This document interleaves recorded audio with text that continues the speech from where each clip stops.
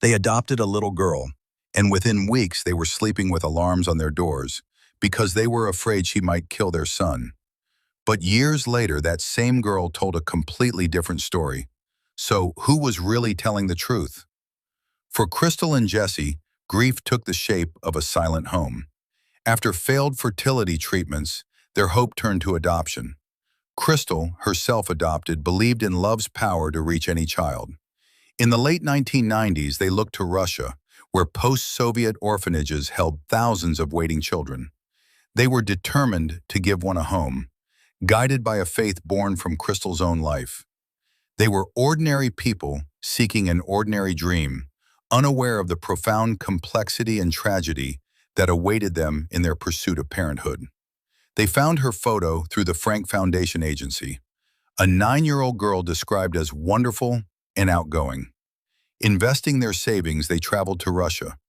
Provided medical records mentioned oligophrenic, downplayed as a correctable delay. After a long train ride to Borovichi, they met her at the orphanage. In a coat too large, she greeted Crystal with rehearsed words, "My American Mama." The moment was overwhelming, a culmination of hope and journey, yet it was built on incomplete information that would later unravel the foundation of their new family.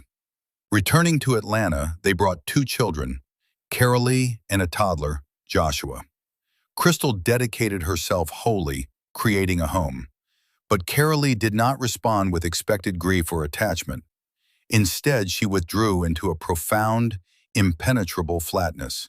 She receded into an interior world forged by 9 years of institutional life, where emotional bonds were perilous. Crystal's belief in patient love met a wall with no door. The child's silence was more unsettling than anger, marking the first crack in their dream of a seamless new beginning. Initially attributing Carolee's distance to transition shock, Crystal persisted. Then disturbing patterns emerged. Jewelry and knives vanished, hidden. Carolee would stand silently over Crystal's bed at night. The most chilling act was placing the family kitten amidst a pack of dogs, observing calmly. These were not impulsive acts of anger, but deliberate, calculated behaviors.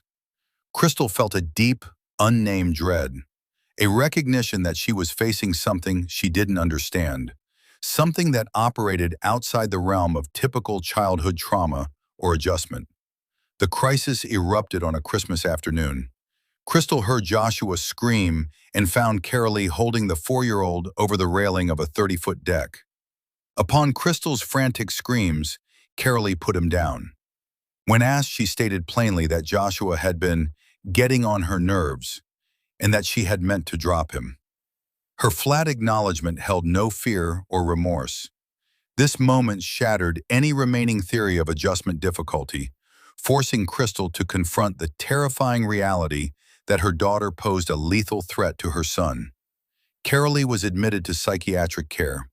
Dr. Kennedy diagnosed severe rage, clinical depression, and attachment disorder with potential for bipolar illness or schizophrenia. After 4 months of treatment, insurance coverage ended, not because she was healed, but due to policy limits. She returned home, but adjusted medications failed to help.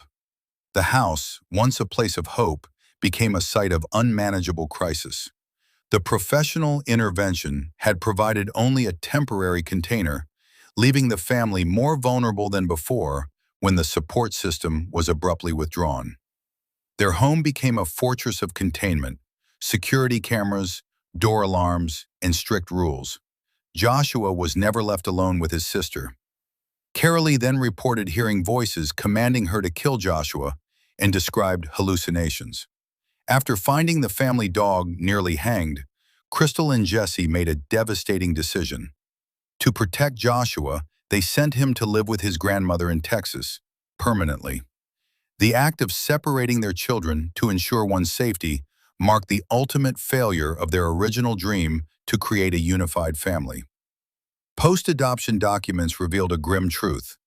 Carolee's birth mother was described as morally disordered, and Carolee had been in a separate orphanage wing for children with mental disabilities. This critical information had been withheld. The agency director blamed Crystal and Jesse for not asking. They discovered they were not alone. Other families reported similar deceptions involving severe, undisclosed conditions.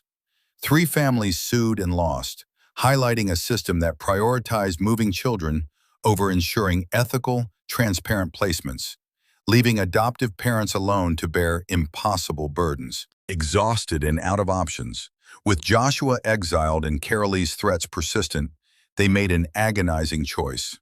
They took Carolee to a psychiatric hospital in Moscow, presenting it as a specialized evaluation. They signed documents promising to return for her, knowing they would not. As a door closed on the 12-year-old, Carolee whispered to a journalist, "I did not try to kill my brother. He was too heavy. I love him." This final, poignant claim left an unresolved question hanging over the heartbreaking conclusion of their attempt at family. Over 2 decades later, the journalist received a call. The girl, now named Sabrina, was a married mother of 4 in North Carolina. She recalled her hope eroding in Atlanta, feeling peripheral to Joshua. The depression was real, but the voices were invented, a desperate bid for help from a child in pain. She claimed the deck incident was a misunderstanding, a struggle with a heavy child misperceived through a lens of fear. Her final analysis: "I wasn't a monster. I was a child who needed someone to stay." With her own children, she has broken the cycle.